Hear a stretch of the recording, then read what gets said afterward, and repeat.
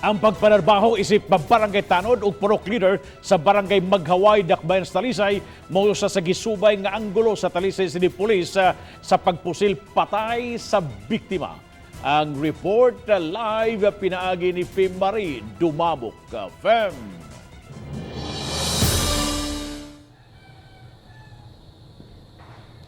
Yes, Bob, ug aron mas matutukan ug mapaspasan ang investigasyon kalabot sa maong kaso, usa ka technical working group ang giumol sa Talisay City Police.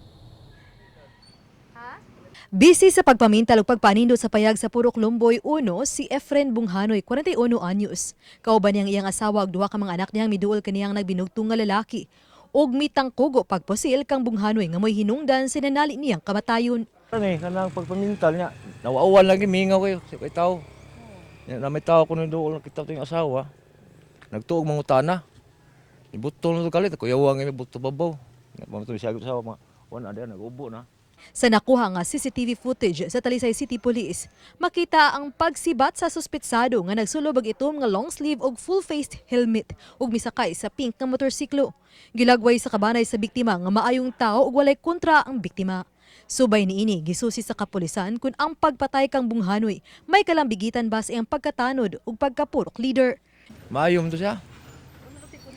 Wala man. Mamadlom gito nga rin mga bato noon kanang sana man mga bisyo, mga inom, alam mo palagi kuan tuog na.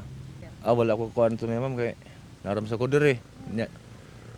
Naano siya sa barangay nagtrabaho.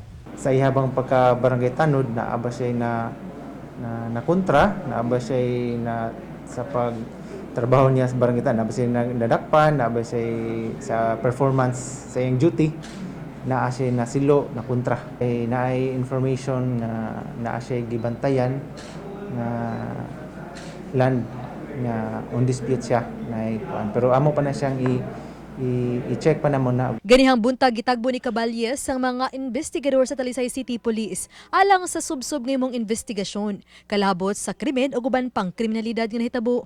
Gisubay karon sa Talisay City Police kuno na pabay dugang CCTV footage nga makuha aron pag-ila sa mamumuno ug hatagan og gustisya ang kamatayon sa tanod. Bob, dugang mga saksi pa ang gipakigtagbuan karon sa kapulisan aron posibleng makahatag og pagtatag og kasulbaran o katin-awan kalabot sa maong kaso. Bob? Dahil salamat Fem Marie Dumabok sa imong live report.